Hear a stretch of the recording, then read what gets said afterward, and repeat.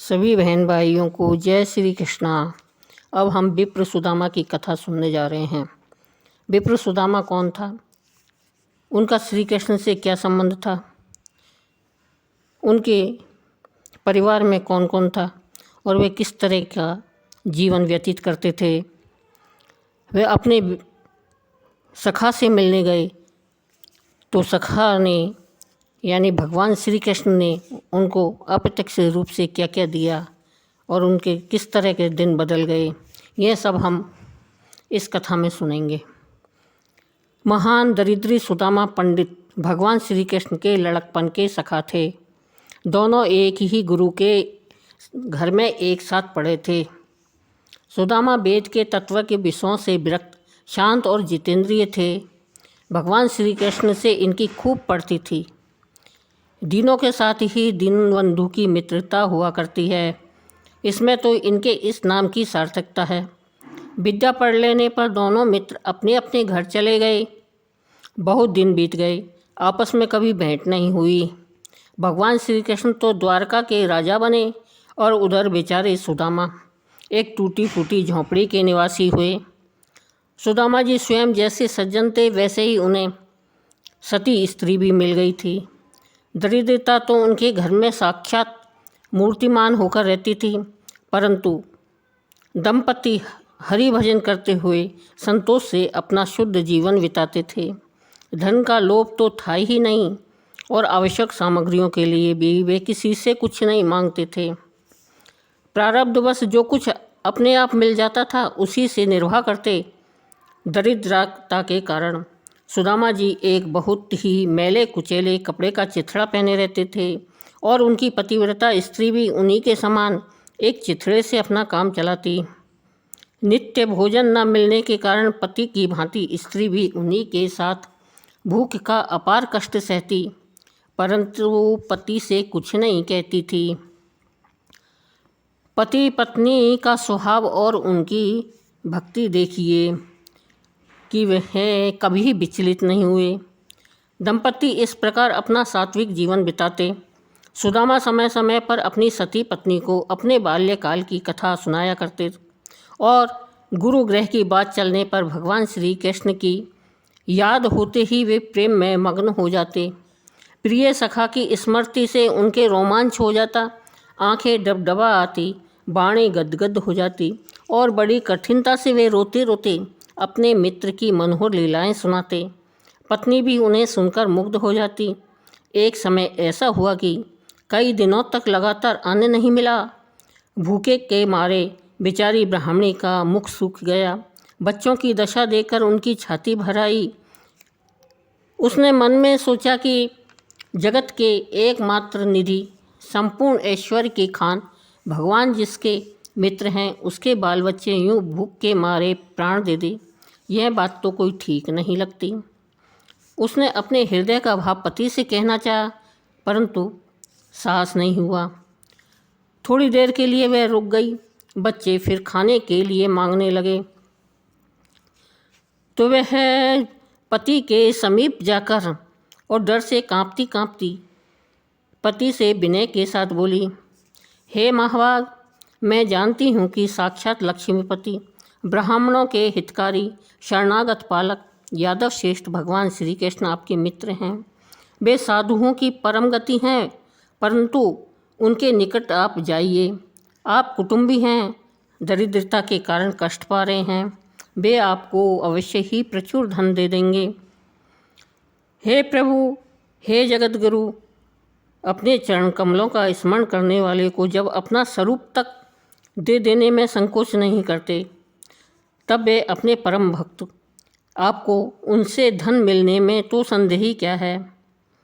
मैं जानती हूँ कि आपको धन की रत्ती भर भी चाह नहीं है, परंतु धन बिना गृहस्थी का निर्वाह होना बड़ा कठिन है। अतः मेरी समझ से आपको अपने प्रिय मित्र के पास जाना आवश्यक और उचित है। सुदामा ने सोचा कि ब्राह्मणी दुखों से घबराकर धन के लिए मुझे वहाँ भेजना चाहती है। उन्हें इस कार्य के लिए मित्र के घर जाने में बड़ा संकोच हुआ। वे कहने लगे, पगली, क्या तू धन के लिए मुझे वहाँ बेचती है? क्या ब्राह्मण कभी धन की इच्छा किया करते हैं? अपना तो काम भगवान का भजन ही करना है। भूख लगने पर भिक्षा मांग ही सकते हैं। मैं नहीं कहती कि आप उनके घर जाकर राज्य लक्ष्मी मांगें। अपनी इस दीन दशा में एक बार वहाँ जाकर आप अपने मित्र सखा से मिल तो आइए।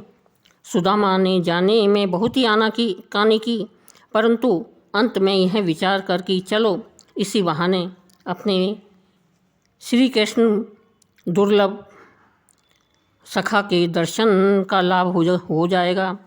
सुदामा ने जाने का निश्चय कर लिया, परंतु खाली हाथ कैसे जाएं? उन्होंने स्त्री से कहा, हे कल्याणी, यदि कुछ भेंट देने योग्य सामग्री घर में हो तो लाओ। पति की बात तो ठीक थी, परंतु वह बेचारी क्या देती। ब्राह्मणी चुप हो गई, परंतु आखिर यह सोचकर कि कुछ दिए बिना सुदामा जाएंगे नहीं, वह बड़े संकोच से पड़ोसिन के पास गई। पड़ोसिन ने दया करके 4 मुट्ठी चावल उसे दे दिए। ब्राह्मणी ने उनको एक मैले कुचेले फटे चिथड़े में बांधकर श्री कृष्ण की भेंट के लिए पति को दे दिया। अब सुदामा जी चावलों की पोटली को लेकर और पत्नी को अच्छा विदा कहकर चावलों की पोटली बगल में दबा ली और द्वारका की तरफ चल दिए। बहुत दिनों के बाद प्रिय मित्र के मिलने से होने वाले आनंद की सुंदर सुंदर कल्पना करते हुए निष्काम भक्त सुदामा द्वारका जी पहुँचे। सुदामा जी तो द्वारका का ठाट बाट देखकर ही चकित रह गए। यह ब्राह्मण भगवान श्री कृष्ण का महल भी नहीं जानता। इस बात से आश्चर्यचकित होकर किसी नागरिक ने सुदामा को महाराज का महल दूर से ही दिखला दिया। सुदामा जी महल के पहले द्वार पर पहुँचे। द्वारपाल ने मस्तक नवाकर कुशल समाचार पूछने के बाद कहा कि हे ब्राह्मण, आप महानुभाव कौन हैं और किससे मिलने की इच्छा से यहाँ पधारे हैं? सुदामा के मुख से भगवान के लिए मित्र शब्द सुनकर द्वारपाल की बुद्धि चकरा गई। उसने सोचा कि कहीं ब्राह्मण पागल तो नहीं हो गया। ऐसे सर्वेश्वर भगवान को नंगा भूखा ब्राह्मण अपना सखा कैसे बतला सकता है? परंतु द्वारपाल तो भगवान का ही था ना। उसने सोचा कि चलो, मेरे प्रभु दीनबंधु हैं तो दीन का मित्र बनना उनके लिए स्वाभाविक ही है। और राजनियम के अनुसार ब्राह्मण को आदर सहित बैठा कर और द्वारपाल अंदर गया। जाकर बोला, नाथ, भगवान सुदामा आया है। सुदामा का शब्द सुनते ही सारी सुध-बुध भूल गए और उनका मुकुट वहीं रह गया, पीताम्बर कहीं गिर गया, पादुका भी नहीं पहन पाए और दौड़े द्वार पर। जाते ही सुदामा के चरणों पर गिर पड़े। आज भक्त और भगवान का प्रिय सखा के रूप में मधुर मिलन हो रहा है। कृष्ण और सुदामा दोनों के नेत्रों की मिली हुई आंसुओं की धारा गंगा गोदावरी से अधिक कल्याणकारी होकर जगत को पावन कर रही है। महाराज की सहस्त्रों रानियां और द्वारकावासी नर नारी ब्राह्मण के सौभाग्य की सराहना कर रहे हैं। देवता चकित और मुग्ध होकर लीलामय की प्रेम लीला देख रहे हैं। देवराज इंद्र, कल्पवृक्ष, कुमेर, सुमेर घबरा रहे हैं। भगवान कहीं हमारा सर्वस्व सुदामा को न दे डाले। भगवान ने सुदामा की विवाही से फटे हुए पैरों को देखकर रोते हुए कहा, हे सुदामा, तुम इतने दिन से कहाँ थे? आपने इतने दिन कहाँ खोए? और ऐसे सुदामा की दीन दशा को देखकर भगवान श्री कृष्ण खूब रोए और पानी परात का तो हाथ नहीं लगाया। उन्होंने अपने नैनों के जल से ही पग धोए। परात का पानी छूने की आवश्यकता ही नहीं हुई। भगवान ने अपने आंसुओं की धारा से ही सुदामा के पैर पखार डाले और उन्हें छाती से लिपटा लिया। बहुत देर हो गई, भगवान सुदामा को छाती से अलग ही नहीं करते। चारों ओर असंख्य लोगों की भीड़ लग गई। अंत में उद्धव और अक्रूरा आदि ने आकर भगवान से प्रार्थना की। तब भगवान सुदामा जी के गलवहों में डाले हुए ही उन्हें अपने महल में ले गए, जिन महलों में बिना आज्ञा वृष्णि और अंधक वंशी यादव भी नहीं जा सकते। उन महलों में सुदामा को ले गए। भगवान ने सुदामा को आदर सहित ले जाकर अपने दिव्य पलंग पर बैठाया और पूजन की सामग्री स्वयं अपने हाथों से संग्रह कर अपने हाथों से उनके चरणों को धोकर उस जल को स्वयं ने अपने मस्तक पर धारण किया। रुक्मणी जी ने कहा कि मैं भी चरण पखारूंगी। भगवान ने कहा ठीक है। सब रानियां चरण पखारे और इनके चरणोदक को महल में छिड़क कर और पान करके स्थान और मन को पवित्र करें। रुक्मणी जी एक हाथ में स्वर्ण की झारी और दूसरे हाथ में से चरण को धोने लगी। इसके बाद सब रानियों ने ऐसा ही किया। स्वयं लक्ष्मीपति जिसके चरणों का चरणामत ले, उसका चरण यदि लक्ष्मी जी या उनकी सखियां धोती है तो इसमें आश्चर्य की क्या बात है। भगवान ने अपने प्रिय मित्र के शरीर में दिव्य गंधयुक्त चंदन, अगरू, कुमकुम लगाया और सुगंधित धूप, दीप इत्यादि से पूजन करके उन्हें बहुत ही बढ़िया भोजन कराया, पान सुपारी दी। ब्राह्मण सुदामा का शरीर अत्यंत मलिन और क्षीण था। पूरे शरीर में स्थान स्थान पर नसें निकली हुई थी। वह एक फटा पुराना कपड़ा पहने हुए थे, परंतु भगवान के प्रिय सखा होने के कारण साक्षात लक्ष्मी जी का अवतार रुक्मणी जी अपनी सखी और देवियों सहित रत्न दंड युक्त व्यंजन चामर हाथों में लिए हुए परम दरिद्र भिक्षुक ब्राह्मण की बड़े चाव से सेवा पूजा करने लगी। भगवान श्री कृष्ण सुदामा का हाथ अपने हाथों में लेकर लड़कपन की मनोहर बातें करने लगे। बाल्य काल की एक गुरु सेवा और गुरु स्नेह की सुंदर कथा भगवान ने सुदामा को याद दिलाई। सुदामा भगवान की वाणी सुनकर अत्यंत ही प्रसन्न हुए और मन में कहीं भी छिपी हुई कोई कामना भी उनके नहीं थी। सुदामा जी कहने लगे, हे देवादेव, हे जगत गुरु, आप सत्य संकल्प है। सौभाग्यवश गुरुकुल में मैं आपका संग पाकर कृतज्ञ हो गया। हे नाथ, आपकी कृपा से मुझको कोई भी कामना नहीं है, सब फल प्राप्त है। भगवान ने प्रिय मित्र की ओर प्रेम पूर्ण दृष्टि से देखते हुए हंसकर कहा कि भाई, तुम मेरे लिए कुछ भेंट भी लाए हो। भक्तों की प्रेम पूर्वक दी हुई जरा सी भी वस्तु को मैं बहुत बड़ा मानता हूँ, क्योंकि मैं तो प्रेम का भूखा हूँ। और जो भक्त नहीं है वो चाहे मुझे कितनी भी अपार सामग्री दे, मैं संतुष्ट नहीं होता। जो भक्त पत्र, पुष्प, फल और जल आदि मुझे प्रेम से अर्पण करता है, उस निष्काम प्रेमी भक्त का मैं प्रेम पूर्वक अर्पण किया हुआ वह पदार्थ बड़े प्रेम सहित ही खाता हूँ। भगवान के इतना कहने पर भी सुदामा ने चावलों की पोटली भगवान को नहीं दी। भगवान की अतुल राज संपत्ति और वैभव को देखकर सुदामा को चावल देने में बड़ी लज्जा हुई। भगवान हरि सब जानते थे। उन्होंने फिर प्रेम से कहा। सुदामा ने फिर सिर झुका लिया और चावलों की पोटली भगवान को नहीं दी। अब सब प्राणियों के अंदर की बात जानने वाले हरि ने अपने पास में ब्राह्मण के आने का कारण समझकर विचार किया कि यह मेरा निष्काम भक्त और सखा है। इसने कभी भी धन की कामना से मेरा भजन नहीं किया और न अभी इसे किसी तरह की कामना है, इसलिए यह चावलों की पोटली देना नहीं चाहता, परंतु यह अपनी पतिव्रता पत्नी की प्रार्थना से मेरे पास आया है, इसलिए इसे मैं वह सारी संपत्ति दूंगा जो देवताओं को भी दुर्लभ है।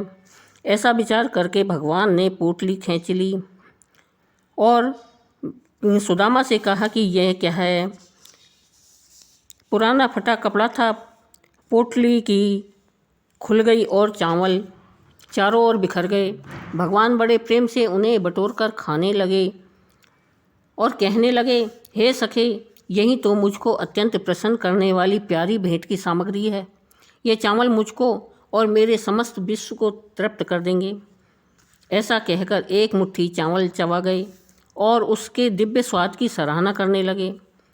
तुरंत ही फिर दूसरी मुट्ठी भरी और इस तरह उन्होंने एक मुट्ठी खाकर पहला लोक दे दिया और दूसरी मुट्ठी भरी तो दूसरा भी लोक दे दिया। इसके बाद में उन्होंने तुरंत ही तीसरी मुट्ठी भरी इतने में ही पास बैठी हुई रुक्मणी जी ने परब्रह्म भगवान यदुनंदन का हाथ पकड़ लिया और रुक्मणी जी ने कहा, हे विश्वरूप, बस कीजिए। आपकी इतनी प्रसन्नता ही मनुष्यों की सबसे ऊंची और श्री वृद्धि के लिए यथेष्ट है। मेरी कृपा से मिलने वाले इस लोक और परलोक की आपकी रची हुई सब प्रकार की संपत्ति तथा ऐश्वर्य इस ब्राह्मण को यह 2 मुट्ठी चावल से ही मिल गई है। अब और चावल चबाकर क्या आप हमको भी, मुझको भी दे डालोगे? भगवान मुट्ठी छोड़कर मुस्कुराने लगे। सुदामा जी कुछ समय तक वहाँ ठहरे। भगवान ने अपनी पटरानियों सहित उनकी बहुत ही सेवा की। श्री कृष्ण मिलन का अतुल सुख भोगकर सुदामा जी भगवान की आज्ञा लेकर घर को चले। श्री कृष्ण जी महाराज ने उन्हें कुछ धन भी नहीं दिया और न सुदामा ने ही उनसे कुछ मांगा। परंतु धन्य है सुदामा जो आज धन न पाने में भी भगवान की कृपा का दर्शन कर रहे हैं। यही तो भगवत कृपा अनुभव करने का तरीका है। किसी भी तरह का मन मैला नहीं है, कहीं पर भी असंतोष नहीं है। उसके प्रत्येक दान और उसके प्रत्येक विधान पर पूरा भरोसा है। ऐसे भक्त के घरबार की सारी संभाल का भार भगवान अपने ऊपर स्वयं ले लेते हैं। भगवान को तो कामना ही नहीं थी, परंतु उनकी स्त्री और बच्चे भूखे मरते हैं, इस बात को अब भगवान कैसे सहन कर सकते हैं। भगवान ने निष्काम सुदामा की सती स्त्री के मन में जो एक बार उठी हुई कामना को भी पूरा करना अपना कर्तव्य समझा, उससे सांसारिक कामना भी पूरी होती है और भगवान चरणाविंद की प्राप्ति भी होती है। भगवान के अंत में उन्हें दुर्लभ परम पद की भी प्राप्ति होती है। सुदामा के मन में कामना नहीं थी, परंतु उनकी पत्नी के मन में एक बार कामना उदय हुई थी। इसी से अद्भुत कर्मा भगवान ने तुरंत विश्वकर्मा को भेजकर सुदामा की टूटी झोंपड़ी रातों रात देव दुर्लभ देव विलास नगर के रूप में परिणित करवा दी। सुदामा अपने गांव के समीप पहुंचकर देखते हैं कि वहां उनकी झोंपड़ी का कहीं पता नहीं है। जहाँ झोंपड़ी थी वहां आज बड़े ऊंचे ऊंचे महल बने हुए हैं। उनके आसपास बाग बगीचा लगे हैं। अनेक पक्षी नाना प्रकार के कल्लोल करते हुए अपने मधुर गान से मनुष्यों के मन मोह रहे हैं। अनेक प्रकार के पुष्प खिले हुए हैं। भगवान महलों में विविध भांति के दिव्य वस्त्र आभूषणों से सज्जित अनेक स्त्री और पुरुष इधर उधर घूम रहे हैं। सुदामा जी तो यह देखकर दंग रह गए। उन्होंने सोचा कि मेरी टूटी फूटी झोंपड़ी जाने खा गई है, ऐसा संपन्न महल कैसे बन गया? क्या मैं स्वप्न देख रहा हूँ या फिर किसी पराये नगर में आकर घुस गया हूँ? सुदामा जी अपने घर की एक एक चीज़ों की याद करके सोचने लगे कि यहाँ तो उनमें से कोई भी चीज़ नहीं दिखती। चलो ये सब है वो तो ठीक है, परंतु मेरी ब्राह्मणी और बच्चे कहाँ गए? सुदामा जी इस प्रकार सोच ही रहे थे कि देव देवियों के समान तेज युक्त सुदामा पुरवासी नर नारियों ने आनंद सहित गाजे बजाते हुए स्वागत के लिए वहां आकर आदरपूर्वक सुदामा जी से कहा कि चलिए, यह आपकी ही पुरी है। पति का शुभ आगमन सुनकर उनकी अगवानी के लिए सुदामा की पत्नी सुंदर वस्त्र आभूषणों से सज्जित लक्ष्मी सरी की शोभा वाली सुदामा जी की पतिव्रता स्त्री भी बाहर निकली। पति को देखकर प्रेम में उत्कंठ से उनके नेत्रों में आनंद के आंसू बहने लगे। सुदामा जी यह सब देखकर विस्मित हो गए और उन्होंने उस महासमृद्धि तथा ऐश्वर्य युक्त महल में पत्नी सहित प्रवेश किया। सुदामा जी सारा रहस्य समझकर मन ही मन कहने लगे कि यह सब उस महान ऐश्वर्यशाली भगवान श्री कृष्ण की लीला है। वे ही मेरे सखा याचक को बिना बताए गुप्त रूप से सब कुछ देकर उसका मनोरथ पूर्ण करते हैं। परंतु मुझे धन नहीं चाहिए। मेरी तो बारंबार यही प्रार्थना है कि जन्म जन्मांतर में वही श्री कृष्ण मेरे सखा तथा मित्र हों मैं, और मैं उनका अनन्य भक्त हूँ। मैं इस संपत्ति को नहीं चाहता। मुझको तो प्रत्येक जन्म में उन सर्वगुण संपन्न महानुभाव की विशुद्ध भक्ति और उनके भक्तों का लोक पावन संग ही प्राप्त हो। वे दया करके ही धन दिया करते हैं, क्योंकि धन के गर्भ से धनवानों का अधिपात हो जाता है। इसलिए वे अपने भक्त को विविध संपत्ति और राज आदि ऐश्वर्य नहीं देते हैं। धनी व्यक्ति को केवल धन में ही सुख न मानकर और निर्धन व्यक्ति को धन प्राप्ति में सुख होने की झूठी आशा को त्याग कर सबके परम धन परमात्मा श्री कृष्ण के प्रेम में ही अपने को लगाना चाहिए। भक्तराज सुदामा ने अनासक्त भाव से संसार में रहते हुए ईश्वर भजन में मन लगाकर धीरे धीरे विषयों को त्याग करके अंत में भगवान के ध्यान में अपने अहम भाव को सर्वथा मिटा दिया और वे शीघ्र ही ब्रह्म ज्ञानियों की गति उस ब्रह्म पद को प्राप्त हो गए।